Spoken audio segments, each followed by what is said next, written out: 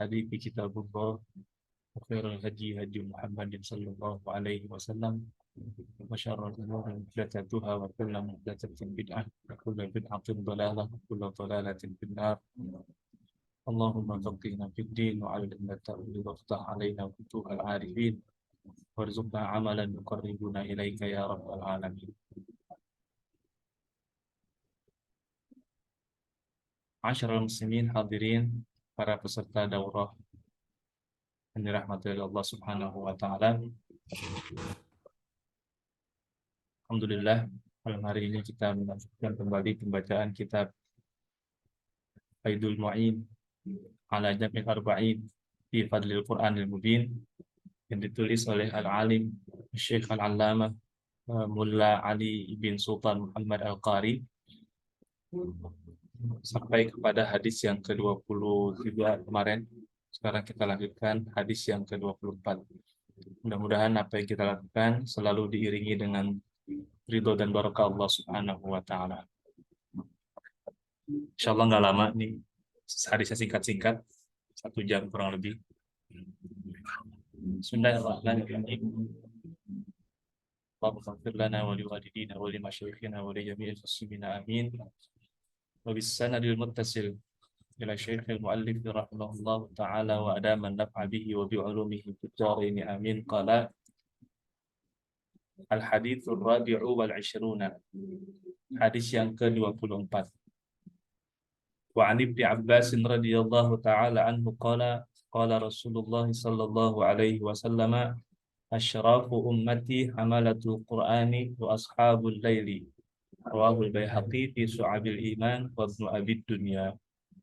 Dari sahabat Abdullah ibnu Abbas radhiyallahu ta'ala anhuma, beliau mengatakan, bersabda Rasulullah sallallahu alaihi wasallam, asyrafu ummati, pemuka-pemuka, petinggi-petinggi umatku, orang-orang mulia di kalangan umatku, kata Rasulullah, dia adalah hamalatul Quran, para penghafal Quran.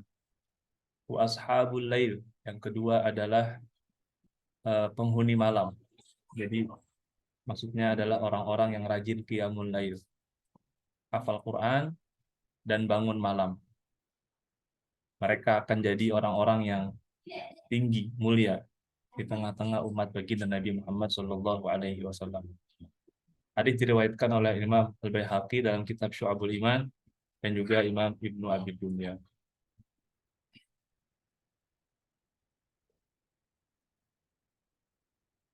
Al-haditsul khamisu wal 'ishruna, hadis yang ke-25.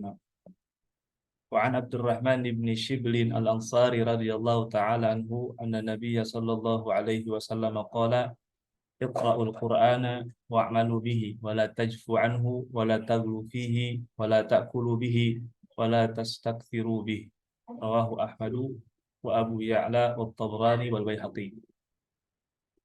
Dari Abdurrahman ibni Shiblin al-Ansari radhiyallahu ta'ala anhu, sesungguhnya Nabi Muhammad sallallahu alaihi wasallam bersabda, iqra'ul Qur'an, bacalah Al-Qur'an.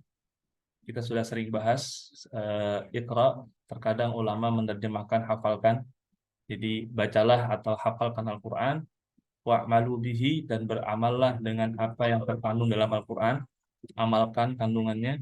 Wala tajfu anhu, jangan bersikap keras dari Al-Qur'an, maknanya jangan jauh-jauh dari Al-Qur'an, jangan sampai ogah baca Qur'an.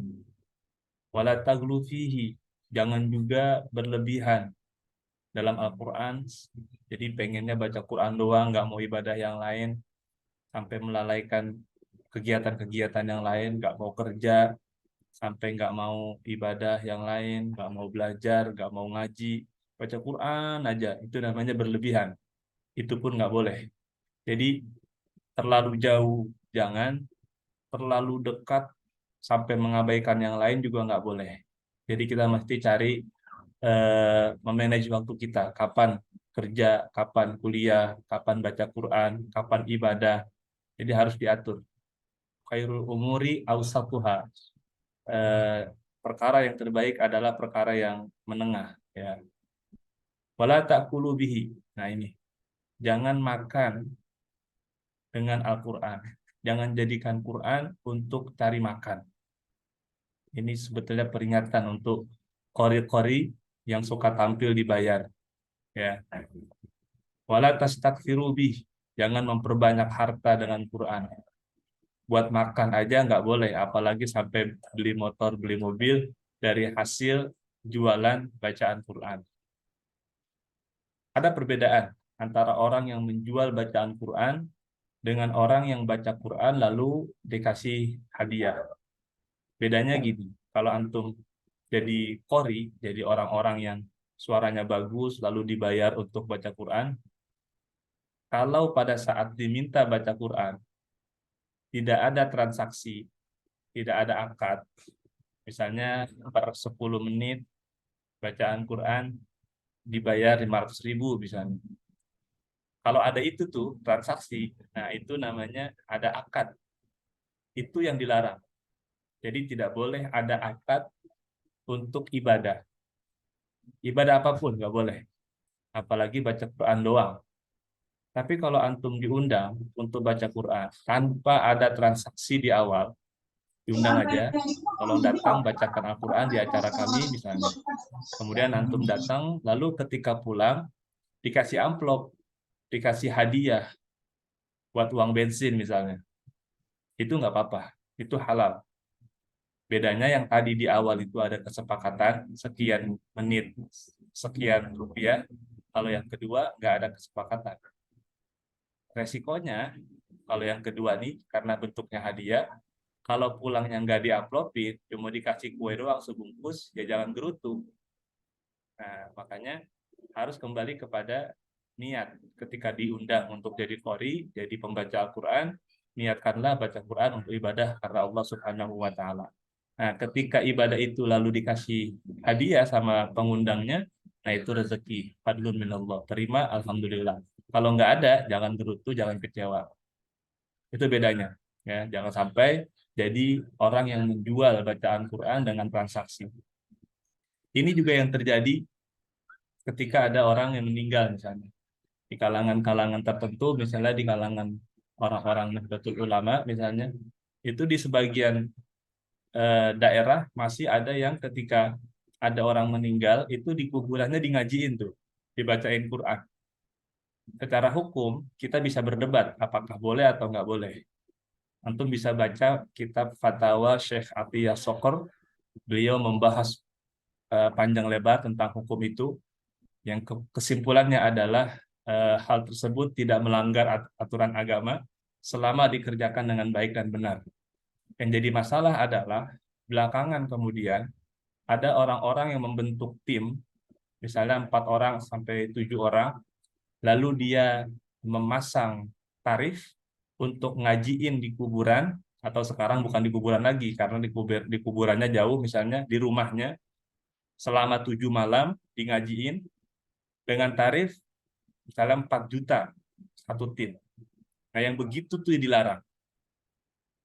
Kalau cuma ngajiin aja niat karena Allah untuk apa namanya memberikan efek kebaikan kepada pihak keluarga yang ditinggal, karena kita mesti punya keyakinan setiap ibadah yang kita lakukan itu memberikan efek positif ke sekitar tempat yang kita lakukan ibadah itu. Makanya rumah-rumah yang dijadikan ibadah di dalamnya, baca Quran, sholat, pengajian, itu insya Allah jauh lebih adem, jauh lebih positif ketimbang rumah-rumah yang nggak pernah dijadikan tempat ibadah, apalagi sampai jadikan tempat maksiat. Sehingga baca Quran itu bisa memberikan efek kepada sekitarnya. Nah, kalau kita bacanya di rumah orang yang berduka, mudah-mudahan menjadi cahaya di rumah itu. Kalau baca Quran di kuburan, mudah-mudahan penghuni kuburnya kecipratan barokah bacaan Al-Quran. Itu jika baca Qurannya tanpa ada transaksi. Jadi karena Allah Subhanahu wa Ta'ala.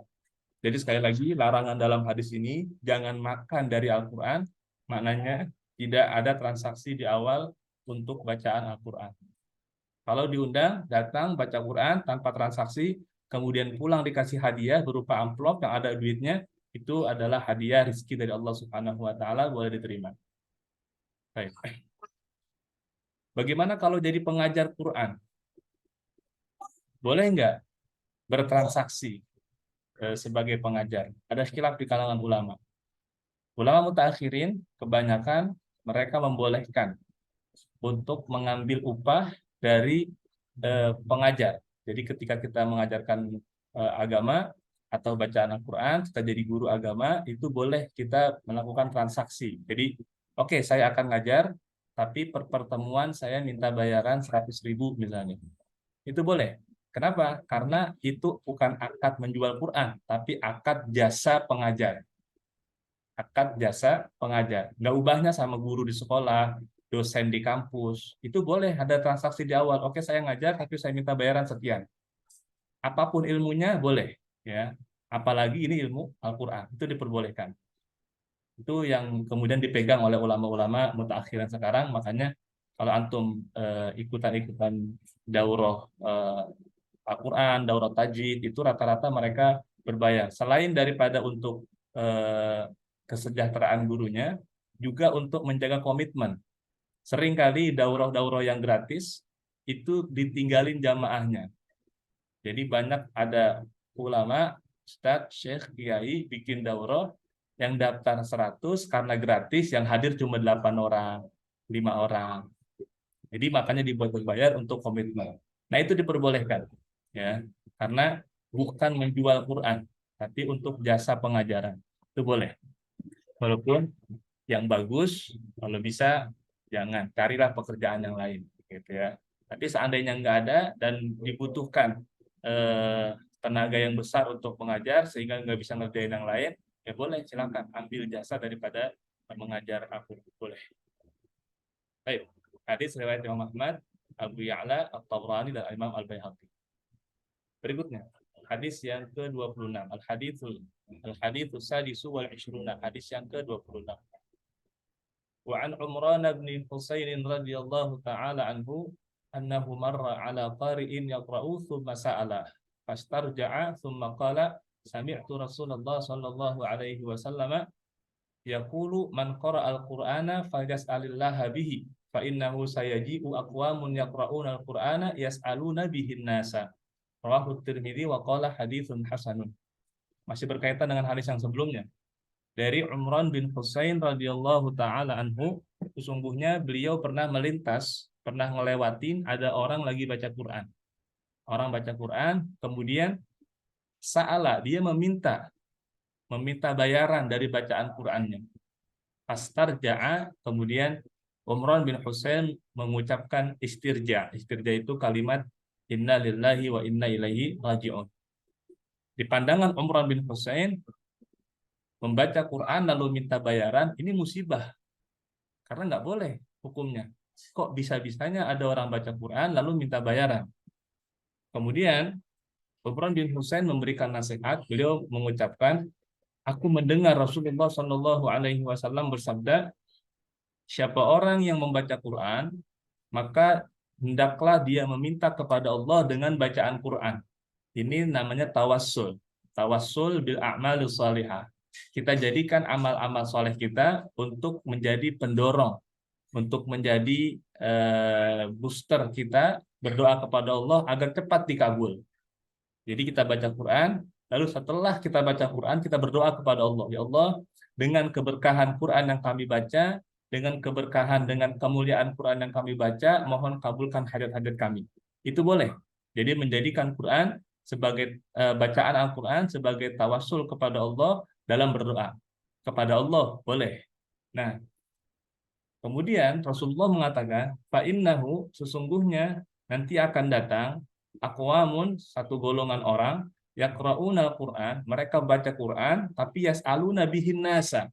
Mereka meminta-minta dengan sebab bacaan Quran tadi kepada manusia. Artinya minta bayaran. Makanya karena Nabi sudah memberikan peringatan seperti itu, lalu Umran bin Husain nemuin orang kayak begitu, Umran kemudian mengucapkan istirja. Inna lillahi wa inna ilaihi rajiun. Ini musibah. Dan ini sering kita temukan dalam kehidupan kita sekarang. Hati-hati ya, ini peringatan ya. Jangan sampai kita menjadi orang-orang yang seperti itu, menjual bacaan Quran. Hadis riwayat Imam Tirmidzi, beliau mengatakan hadisnya hadis hasan. Al-hadits as-sabi'u wal 'ishruna, hadis yang ke-27.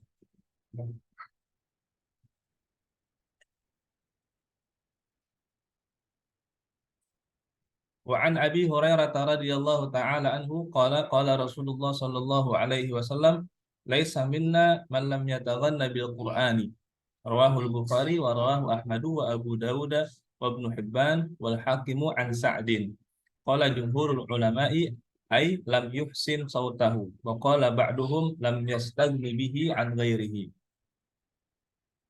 Dari Abi Hurairah radhiyallahu taala anhu, beliau mengatakan bersabda Rasulullah sallallahu alaihi wasallam, tidaklah termasuk golongan kami. Jadi dianggap tidak golongan umat Nabi Muhammad siapa? Orang yang tidak melakukan bacaan Quran.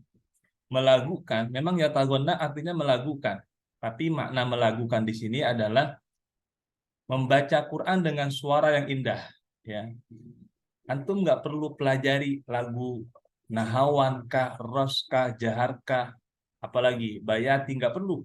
Yang penting maksimalkan hukum-hukum tajwid yang sudah dipelajari, terapkan dalam praktek bacaannya, lalu silakan bentuk keindahan suara antum sendiri masing-masing.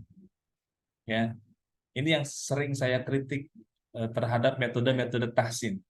Banyak di antara metode tahsin ngajarinnya fokus kepada nada. Nada satu, nada dua, ngapain? Nggak usah. Sebab setiap orang punya tingkat nada yang berbeda-beda. Perhatikan coba imam-imam Masjidil Haram itu nggak sama bacaannya. Tapi mereka membentuk keindahan sendiri-sendiri. Syekh Abdurrahman Sudais punya gaya sendiri, Syekh Mishari Rashid punya gaya sendiri, dan sebagainya. Mereka membentuk nada itu tidak mempelajari lagunya, tapi mempelajari kaedah-kaedah tajwidnya. Setelah dipelajari, dipraktekkan dalam bacaan sehingga membentuk nada sendiri. Itu disebut dengan tahsin. Paham ya? Jadi jangan terbalik. Jangan maksain irama lalu mengabaikan teori tajwid. Ini salah. Yang benar, pelajari tajwidnya, praktekin dalam bacaannya, lalu membentuk irama sendiri. Itu yang dimaksud dalam yataghanna bil Quran. Hadis ini diriwayatkan Imam Bukhari. Jadi jangan sembarangan baca Quran, ya. Karena kata Nabi, laisa minna, tidak termasuk golongan kami. Hadis riwayat Imam Bukhari, diriwayatkan juga oleh Imam Ahmad, Abu Dawud, Ibnu Hibban, dan Imam Hakim dari jalur sahabat Nabi yang lain, yaitu Sa'ad bin Abi Waqqas. Kalau Imam Bukhari meriwayatkannya dari Abi Hurairah. Kalau Ahmad, Abu Dawud, Ibnu Hibban, dan Hakim dari Sa'ad bin Abi Waqqas. Berkata jumhur ulama, mayoritas ulama mengatakan artinya adalah yataghanna bil Quran adalah yuhsin sautahu, memperbagus suaranya. Berkata sebagian mereka lam yastagni bihi an ghairihi. Jadi tidak cukup baca Quran tanpa memperbagus suara. Jadi mentang-mentang suaranya jelek udah aja apa adanya, jangan ya. Usahakan keluarkan suara terbaik untuk ketika baca Quran. Baik.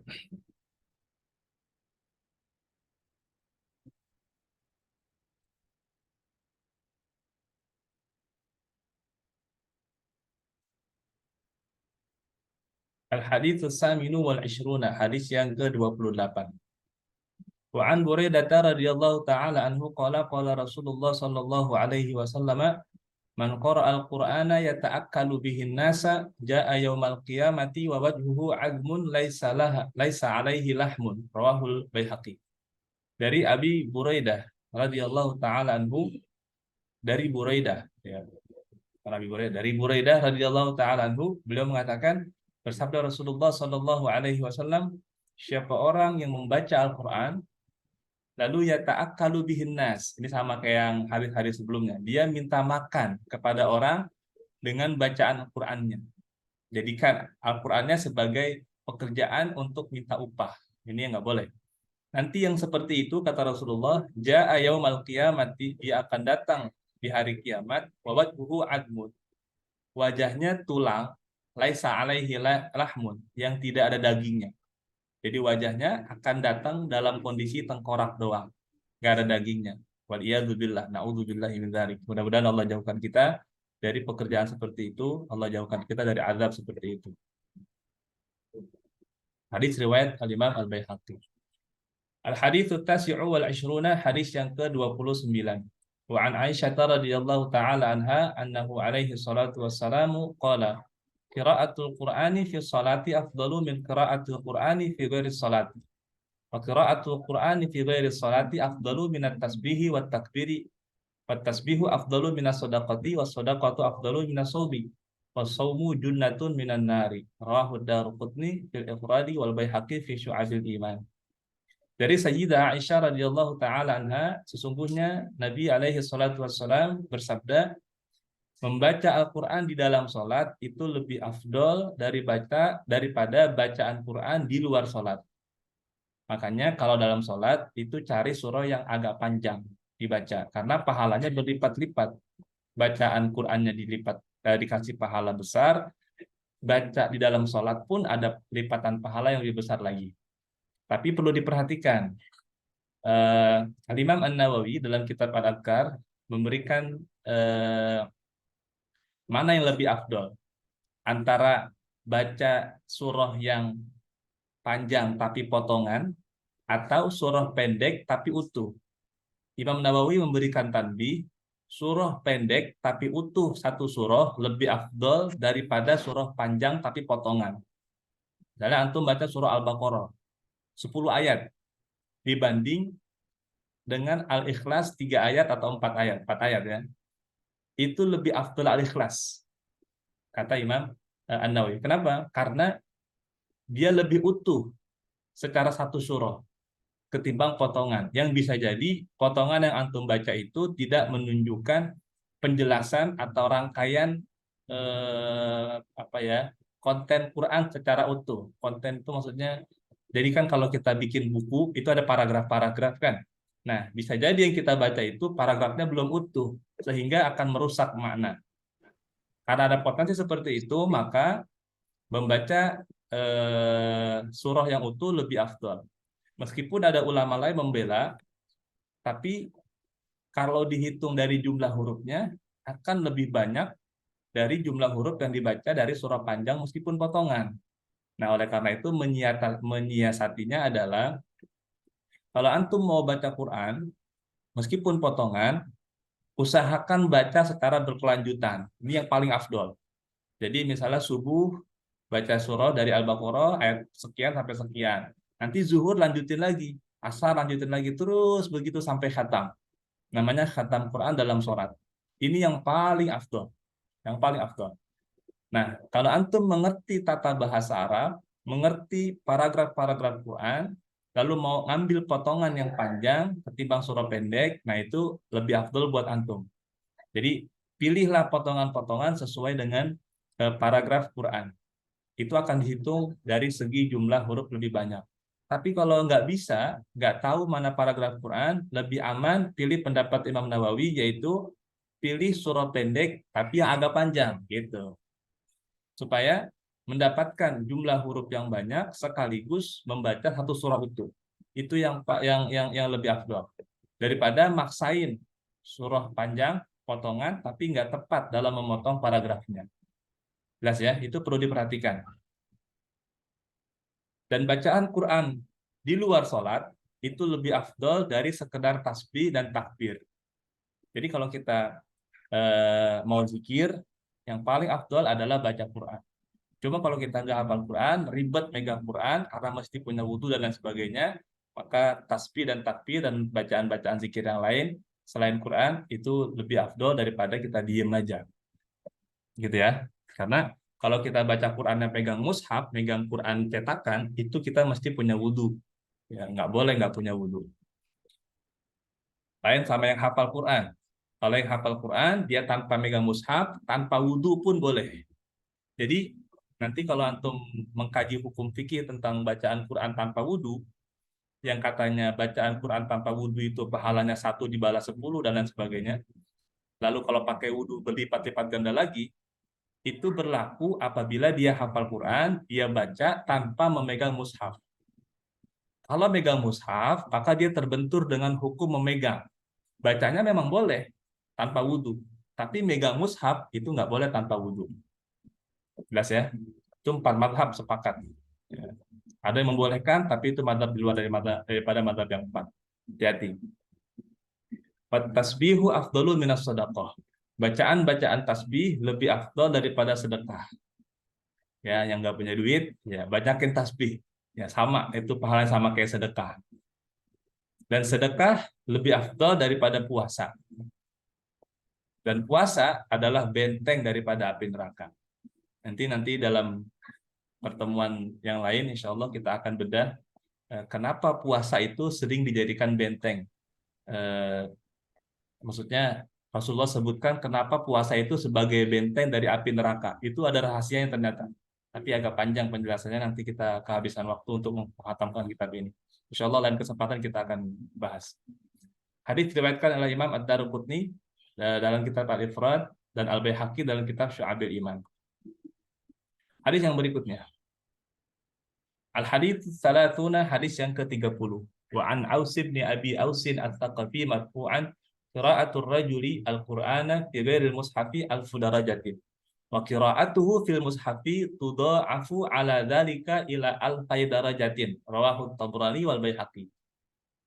Dari Aus bin Abi Aus At-Taqafi secara marfu. Nah, ini antum mesti paham secara ilmu mustalah hadis. Apa itu hadis marfu? Hadis marfu adalah hadis yang dinisbahkan dari sahabat lalu ke Rasul. Jadi ini adalah ucapan Rasul. Namanya hadis marfu. Kalau hadis itu tidak dinisbahkan ke Rasul, berarti ucapan ini bukan ucapan Rasul, melainkan ucapan sahabat. Seperti contohnya misalnya kalimat hasibu anfusakum qabla an tuhasabu. Ini kita sering menganggap sebagai hadis. Memang hadis, tapi bukan ucapan Nabi. Makanya disebut hadis mauquf, sebab ini ucapan sahabat, yaitu Umar bin Khattab radhiyallahu taala anhu. Ucapan sahabat pun disebut hadis, tapi namanya hadis mauquf.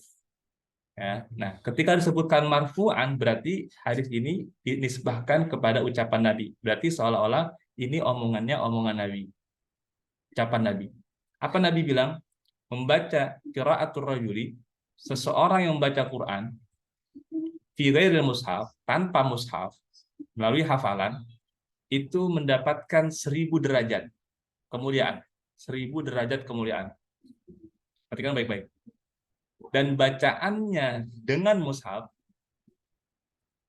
tadi tanpa mushaf, hafalan 1000 derajat. Dengan mushaf, kita lihat di mushaf, dilipat gandakan, tudha'afu dilipat gandakan, sampai 2000 derajat. Ini kan berarti lebih afdol mana? Lebih afdol ngelihat mushaf daripada dari hafalan. Ya. Ini dalil buat orang malas. Buat orang malas yang malas ngafal Quran, silakan amalin ini, ya. Kenapa? Pertanyaannya kenapa kok bisa dengan megang mushaf dianggap lebih afdol, bahkan bisa 2000 derajat lebih. Nah, ulama menyebutkan alasannya adalah karena selain dia membaca Quran, dia juga menyentuh mushaf. Di mana mushaf ini benda suci yang kita megangnya aja dapat keberkahan, dapat pahala, dapat karomah. Begitupun mata kita. Mata kita memandang Quran, memandang mushaf. Ya, ini mata kita memandang sesuatu yang dimuliakan. Ini bernilai keberkahan juga. Ditambah lagi kalau kita baca Quran, insya Allah bisa lebih fokus. Jadi kalau kita baca dari hafalan kan kita lebih banyak mikirin hafalannya, tidak fokus tadabbur, tidak fokus tafakkur, tidak fokus merenungi kandungan Al-Qur'annya. Tapi kalau kita baca, kita nggak mikirin hafalan, kita lebih fokus kepada pendalaman makna. Nah, itulah kenapa baca Quran dengan mushaf itu dilipat gandakannya 2 kali lipat dari sekedar baca Quran lewat hafalan. Itu kata ulama seperti itu. Lagi-lagi ini kalau baca Qurannya langsung paham kandungannya.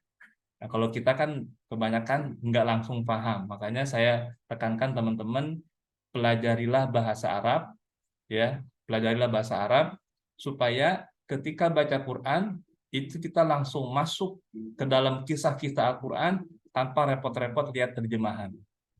Itu nikmatnya luar biasa. Nikmatnya luar biasa, Masya Allah. Mudah-mudahan Ya, teman-teman termotivasi untuk belajar bahasa Arab supaya baca Qurannya bisa langsung menelaah kandungannya tanpa harus lihat terjemahan, insya Allah. Itu pahalanya gede. Ya. Baik. Hadis riwayat At-Tabrani dan Imam Al-Baihaqi. Hadis yang ke-31. Al-Hadithul Hadi wal Wasalatun. Hadis yang ke-31. Bismillahirrahmanirrahim.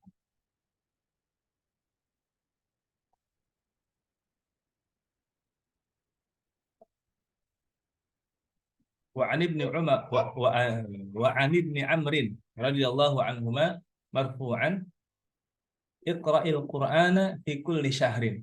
Iqra'hu fi ashrina laylatan. Iqra'hu fi ashrin. Iqra'hu fi sab'in. Wala tazid ala dhalika rawahu Syekhani wa Abu Dawud. Dari Abdullah bin Amr bin As radhiyallahu taala anhuma secara marfu. Berarti ini ucapan Nabi, kata Nabi, Iqra'il Qur'an, bacalah Al-Qur'an fi kulli syahrin, dalam satu bulan. Jadi satu bulan khatam, berarti satu hari satu juz. One day one juz. Khatam per bulan. Atau baca Quran dalam 20 malam. Berarti 20 hari satu kali khatam. Ya tinggal bagi aja nanti berarti berapa juz per harinya. Atau baca 10 hari satu kali khatam. Berarti sehari 3 juz. Itu boleh. Atau baca Iqra'hu fi sab'in. 7 hari satu kali khatam. Kata Nabi, jangan lebih dari itu. Artinya, Nabi memberikan batasan. Maksimal banget itu khatam satu kali dalam 7 hari. Kalau khatam sekali kurang dari 7 hari, dikhawatirkan dalam bacaannya banyak cacatnya. Nah, hadis ini berlaku bagi kita-kita orang yang bacaan Qur'annya belum sederas aliran air laut atau air sungai gitu ya. Jadi masih terbata-bata, masih banyak kagok dalam penyebutan huruf. Buat kita ini jadi batasan. Tapi bagi orang-orang tertentu yang lidahnya udah enak banget dalam baca Quran, dia menguasai tentang uh, uh, tartil yang kemarin kita bahas, ada hadr, ada tadwir, ada tahqiq. Dia menguasai itu. Bagi mereka itu bahkan sampai ada yang bisa khatamkan Quran 30 juz dalam waktu 8 jam. Ini terjadi para ulama-ulama sebelumnya. Imam Syafi'i misalnya satu malam khatam berapa kali, baca Quran berapa kali khatam. Satu malam loh. Atau seharian berapa kali khatam. Itu berlaku. Terjadi di kalangan ulama. Kenapa? Karena mereka sudah mengalir lidahnya dengan bacaan-bacaan Quran. Jadi bisa sampai yang pernah saya temuin itu 30 juz dalam waktu 8 jam. Dan itu dengan bacaan yang benar secara tajwid. Menggunakan bacaan hadr namanya, ya, yang cepat. Itu bisa. Nah, ini berlaku buat orang-orang kayak kita. Jadi kita mesti tahu diri, ya. Kita tahu diri, jangan paksakan untuk menghatamkan Quran lebih dari kurang dari 7 hari sekali hatam. Ya, karena itu akan kemungkinan rusak bacaan. Yang paling enak memang maksimal satu hari 3 juz lah. Itu udah cukup karena kita ambil di habis subuh sama habis maghrib dan habis isya misalnya gitu. Kalau zuhur sama asar kita nggak baca Quran, mungkin kita kerja atau kita kuliah misalnya. Itu ya. Baik. Al-haditsu al-haditsu tsani wa thalathun, hadis yang ke-32. Wa an ibni Amr wa an ibni Amr radhiyallahu taala anhuma qala Rasulullah sallallahu alaihi wasallam iqra'il Qur'ana ma nahaka fa idza lam yanhaka falasta taqra'uhu. Rawahu Dailami fi Musnadil Firdausi. Dari Abdullah bin Amr bin As radhiyallahu taala anhuma, beliau mengatakan, bersabda Rasulullah sallallahu alaihi wasallam, bacalah Quran selagi Quran masih mampu melarangmu. Apabila Quran tidak mampu melarangmu, maka engkau sebetulnya tidak baca Quran. Apa maknanya? Kita nih baru dianggap sebagai orang yang membaca Quran kalau kita mengamalkan kandungan Quran. Quran perintahkan, kita kerjakan. Quran larang, kita tinggalkan. Kalau kita sekedar baca tanpa mengamalkan kandungan Al-Qur'annya, kata Nabi dalam hadis ini, lasta taqra'uhu. Sebetulnya engkau belum membaca. Ya, jadi hakikat membaca adalah Setelah dia baca, dia pahami kandungannya, dia amalkan kandungannya. Itu baru disebut al-qari al-hakiki, ya, pembaca yang sebenarnya. Kalau baca sekedar suara aja tanpa ada tadabbur, apalagi sampai nggak ngamalin kandungannya, masih banyak melanggar larangan Al-Quran, sejatinya dia belum baca Quran. Ini kata Rasulullah Shallallahu Alaihi Wasallam. Diriwayatkan oleh Imam Ad-Dailami dalam kitab Musnadul Firdausi dan Al-Firdaus. Al-haditsu tsalitsu wa tsalasun, hadis yang ke-33. Wa an Buraidah radhiyallahu taala anhu qala qala Rasulullah sallallahu alaihi wasallam iqra'ul Qur'ana bil hazani fa innahu nazala bil hazani. Rawahu Abu Ya'la wa Tabrani fil Awsati wa Abu Nuaimin fil Hilyati. Hadis yang ke-33 dari Buraidah radhiyallahu taala anhu, beliau mengatakan, bersabda Rasulullah sallallahu alaihi wasallam, bacalah Quran dengan hazan. Hazan ini adalah suasana sedih. Ya, jadi baca Quran dengan suasana sedih. Fa innahu nazala bil hazan. Karena sesungguhnya Quran itu pun turun dalam suasana sedih. Maksudnya sakral, ya, sedih, sakral, penuh dengan penghayatan, tidak dalam bercanda, tidak dalam pesta dan lain sebagainya. Ya, jadi baca Quran itu mesti dalam suasana yang sakral. Ya. Hadis diriwayatkan oleh Abu Ya'la At-Tabrani dalam kitab Al-Awsat dan juga Abu Nuaim Al-Asfahani dalam kitab Al-Hilyah. Jadi ketika ada bacaan Quran, kita mesti membangun suasana sedih atau suasana sakral. Ya. Kalau kita paham kandungannya, ketika bacaan-bacaan berkenaan dengan neraka, dengan siksa, maka nangislah. Dalam hadis yang lain Rasulullah katakan, fa'illam tabku tatabakau. Kalaupun kamu nggak bisa nangis, kata Rasulullah, pura-pura nangis ketika baca Quran, terutama mendengar ayat-ayat tentang neraka dan siksa. Baik. Al-hadits ar-rabi'u wa thalathuna, hadis yang ke-34, wa an Jundubin radhiyallahu ta'ala anhu qala qala Rasulullah sallallahu alaihi wasallam iqra'ul Qur'ana ma'talafat alaihi qulubukum fa idza ikhtalaftum fihi faqumu. Rawahu Ahmadu wa Syaikhani wa Nasa'i. Dari Jundub bin Junadah radhiyallahu taala anhu, beliau mengatakan, bersabda Rasulullah sallallahu alaihi wasallam, bacalah Al-Qur'an selama jinak hati kalian.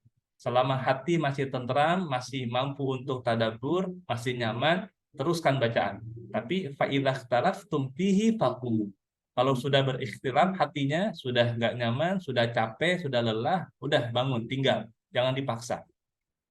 Ini juga sering saya sampaikan ketika kita sedang dalam bulan Ramadan misalnya.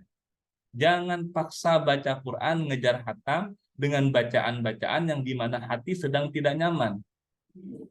Itu nggak boleh. Kenapa? Karena potensi salahnya lebih besar. Tadabbur juga nggak mungkin, udah capek, udah lelah fisiknya. Lebih baik nggak usah khatam, nggak apa-apa. Yang penting baca Qurannya dengan tartil, dengan rapih tajwidnya, dengan pendalaman tadabbur, syukur-syukur bisa khatam dan berkali-kali. Itu bonus. Nggak khatam, nggak apa-apa. Ini yang sering terjadi. Terbalik kita tuh. Kita kejar khatam tanpa memperhatikan bacaan. Na'udzubillah, jangan sampai. Ya. Jangan tertipu itu. Ya, yang suka ngajakin khatam Quran, khatam Quran. Oke, silakan. Bagus khatam Quran. Tapi itu sunnah. Yang wajib adalah baca dengan tartil. Jaga bacaan dengan sesuai dengan kaidah-kaidah tadi. Wajib hukumnya. Khatam itu bonus. Hadis riwayat Imam Ahmad, Syaikhani, Bukhari Muslim, dan juga Imam An-Nasa'i. Hadis sahih. Baik, berikutnya. Al-haditsul khamisu wa thalathuna, hadis yang ke-35. Wa an Abi Umamah radhiyallahu ta'ala anhu 'anil Nabi sallallahu alaihi wasallam, iqra'ul Qur'ana fa inna Allah ta'ala la yu'adzibu qalban wa 'al Qur'an. Rawahu Tamamun. Dari Abi Umamah radhiyallahu ta'ala anhu, dari Nabi sallallahu alaihi wasallam, bacalah Quran. Di sini makna baca lebih condong kepada hafalan, karena keterangan selanjutnya kita lihat, sesungguhnya Allah Ta'ala tidak akan mengadab, tidak akan menyiksa sebuah hati yang di dalamnya terkandung Al-Quran. Jadi kalau hati kita menyimpan Quran, maka Allah tidak akan mengazab tubuh kita, sebab menjaga kemuliaan Al-Quran. Nah, ini terjadi kalau kita menghafal Quran.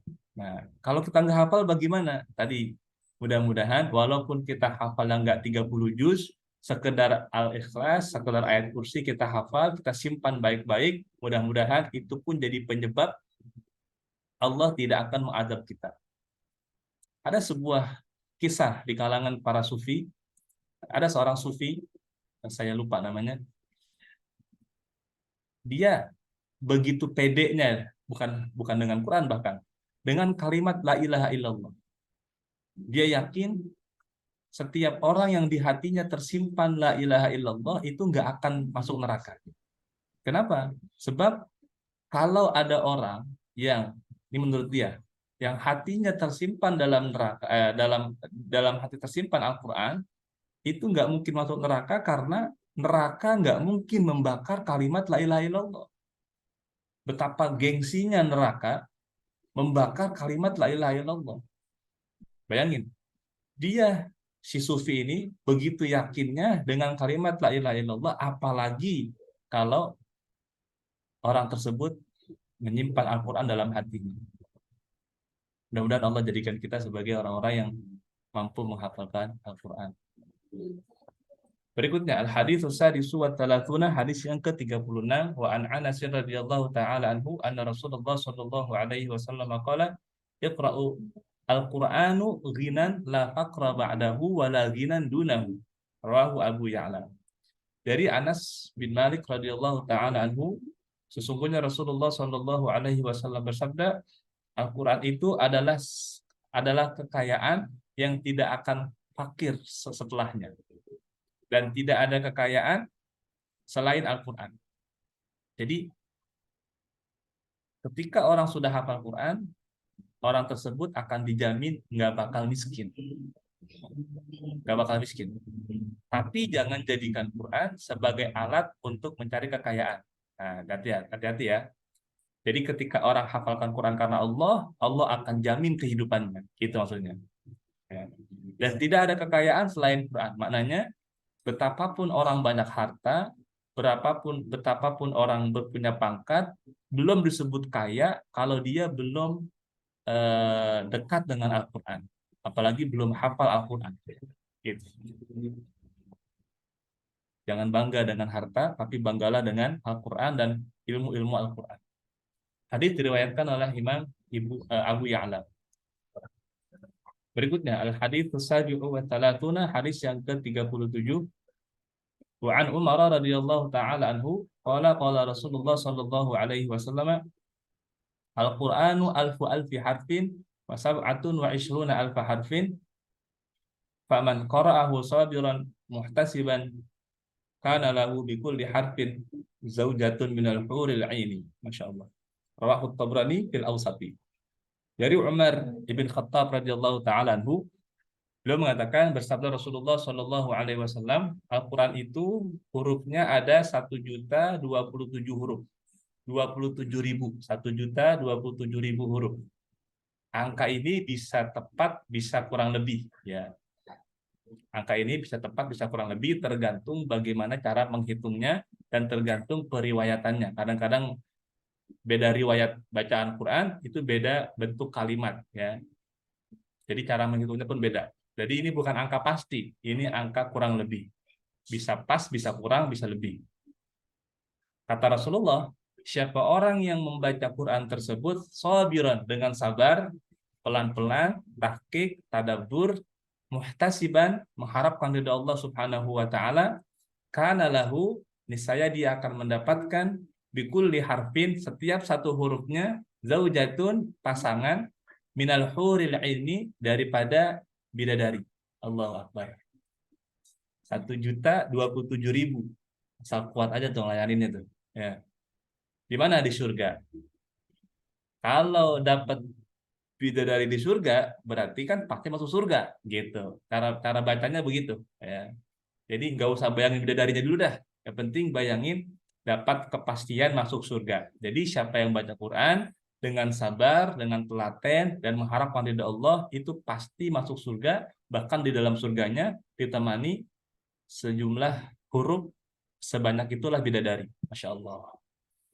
Hadis riwayat Imam Tabrani dalam kitab Al-Awsat. Al-haditsu tsaminu wa talatuna, hadis yang ke-38, wa an rajulin 'anin nabiyyi sallallahu alaihi wasallam qala Al-Qur'anu huwa nurul mubinu wa dzikrul hakimu was siratul mustaqimu, rawahul Baihaqi. Dari seseorang, nah ini kalau ada an rajulin namanya hadisnya mubham, ya. Ada seorang perawi yang mubham.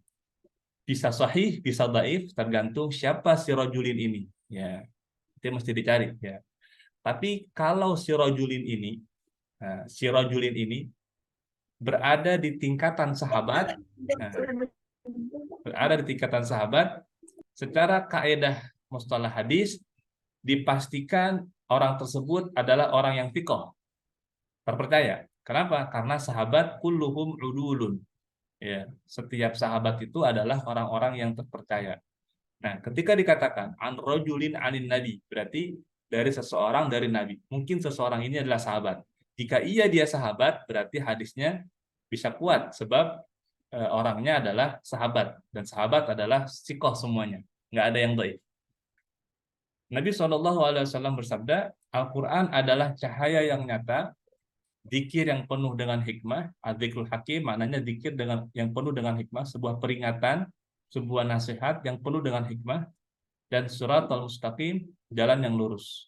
Hadis riwayat Al-Imam Al-Baihaqi. Hadis yang berikutnya.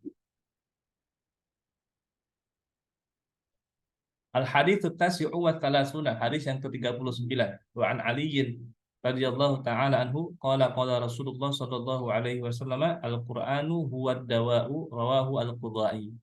Dari Ali bin Abi Thalib radhiyallahu taala anhu, beliau mengatakan, bersabda Rasulullah sallallahu alaihi wasallam, Al-Qur'an itu adalah obat, ya, obat. Hadis riwayat Al-Imam Al-Qudai untuk ruqyah, ya, dan lain sebagainya. Tapi jangan telan mentah-mentah hadis ini kemudian dia katakan ada orang sakit stroke, udah bacain Quran aja, insya Allah sembuh nanti, nggak diobatin, nggak diapain, nggak gitu ya, cara mainnya nggak begitu. Jadi memang ada obat itu kan ada dosisnya, ya. Jadi nggak semua orang apa namanya yang sakit terus dikasih bodrek terus sembuh, belum tentu. Sakitnya apa dulu gitu kan. Quran juga begitu. Quran itu memang obat, tapi ini orang sakitnya apa dulu gitu. Jadi Al-Quran ini akan menjadi ramuan aja, penambah ramuan. Selebihnya ya obatin seperti biasa, ke dokter minum obat, terapi dan sebagainya. Ditambah dengan Quran gitu maksudnya. Sama nanti ketika kita baca hadis tentang madu misalnya, tentang habatus sauda, begitu juga modelnya. Jangan ditelan mentah-mentah, udah minum madu aja insya Allah sehat, ya. Ntar dulu ya, lihat penyakitnya dulu. Baik. Al-haditsu al-arba'un, hadis yang ke-40 yang terakhir. Wa an Anas radhiyallahu taala anhu anna Rasulullah sallallahu alaihi wasallam qala ahlul qur'ani urafa'u ahli jannah, rawahu Abdiya. Qala al-musannif rahimahullahu taala tamma ahaditsul arba'in, Allahu hasbi wa ni'mal mu'in. Dari Anas bin Malik radhiyallahu taala anhu, sesungguhnya Rasulullah sallallahu alaihi wasallam, ahli Quran adalah orang-orang bijak di kalangan ahli surga. Orang-orang bijak, orang-orang tokoh, ya, tokoh-tokoh bijak yang ada nanti di surga. Jadi para ahli Quran mereka akan jadi tokohnya di sana, di surga. Hadis riwayat Imam Abdiya, ini dia Al-Maqdisi. Dia apa ini?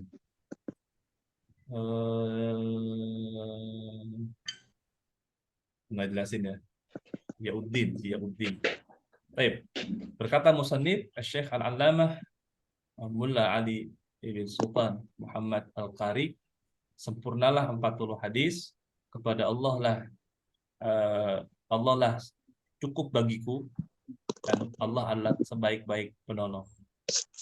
Alhamdulillah, selesai pembacaan hadis Arba'in, Faidul Mu'in ala Jamil Arba'in fi Fadlil Quran Al-Mubin, yang ditulis oleh Syekh Al-Allamah Mulla Ali Al-Qari.